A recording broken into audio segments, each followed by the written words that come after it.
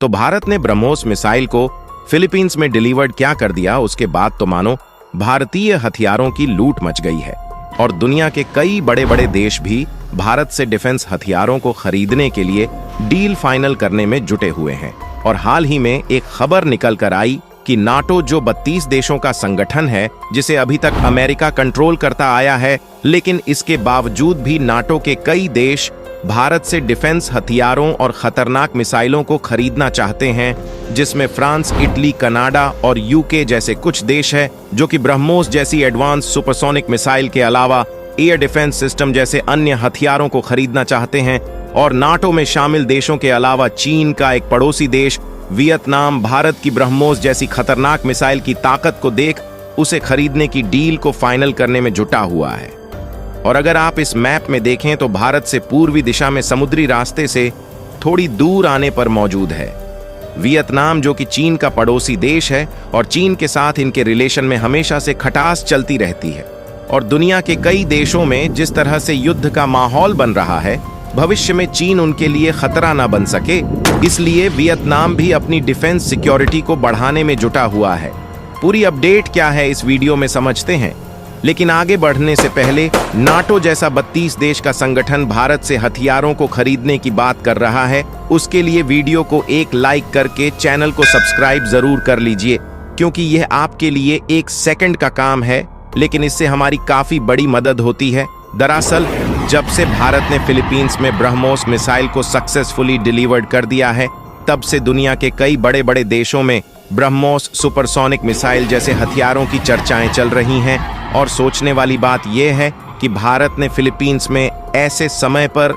BrahMos supersonic missile को भेजा है जिस समय दुनिया के कई देशों में युद्ध का माहौल छाया हुआ है। और देखा जाए तो इस समय 3 देशों में युद्ध चल रहे हैं, जिसमें ईरान और इजराइल का युद्ध दिन पर दिन और भी ज्यादा घातक होता जा रहा है, जिससे लगभग सभी देश ज्यादा से ज्यादा संख्या में हथियारों को खरीद रहे हैं, ताकि आने वाले समय में जब कोई भी देश युद्ध से निपटे तो वह किसी भी देश से कमजोर ना पड़े। और ऐसे समय पर यह देश भारत से हथियारों को खरीदने के लिए अपने हाथ को आगे बढ़ा रहे हैं, क्योंकि भारत के हथियारों की ताकत को देख यह सभी देश दीवाने हो चुके हैं। और अगर आपने पिछले कुछ महीनों की खबरों पर नोटिस किया हो तो भारत ने कई आधुनिक मिसाइल्स और आधुनिक एयर डिफेंस सिस्टम को भरपूर मात्रा में मैन्युफैक्चर किया है,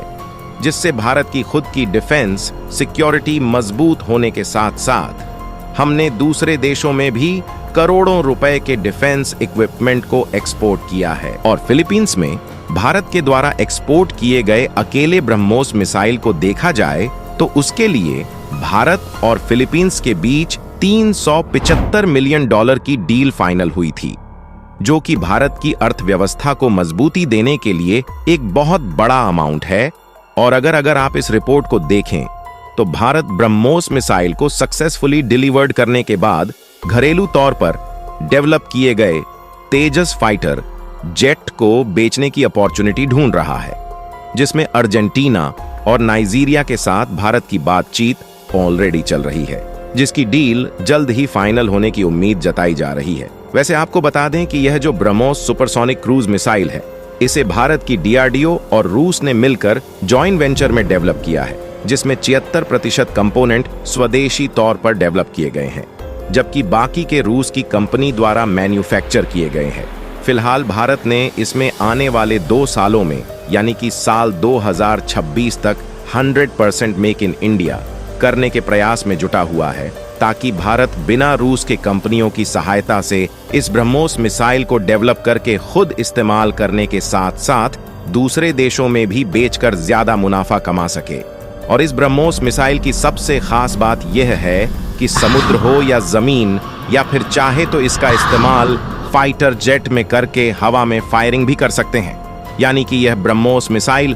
ताकतवर होने के साथ साथ नेवी, एयरफोर्स और आर्मी तीनों तरह की मिलिट्री के लिए डेवलप किया गया है और भारत के डिफेंस हथियारों को जिस तेजी के साथ दूसरे देश खरीद रहे हैं, अगर इसी तरह से खरीदते रहे तो आने वाले 2-4 सालों में भारत का डिफेंस एक्सपोर्ट लगभग 50,000 करोड़ रुपए को क्रॉस कर जाएगा, जो कि भारत के लिए एक ऐतिहासिक जीत माना जा रहा है। और डिफेंस मिनिस्ट्री ऑफ इंडिया का यही मानना है कि अब वह समय बहुत दूर नहीं है जब भारत एशिया का सबसे बड़ा डिफेंस सप्लायर करने वाला देश बनने जा रहा है। यानी कि देखा जाए तो फिलीपींस में ब्रह्मोस मिसाइल की पहली बार सक्सेसफुली डिलीवरी करने के बाद अब भारत के डिफेंस का डंका दूसरे देशों में भी बजना शुरू हो चुका है,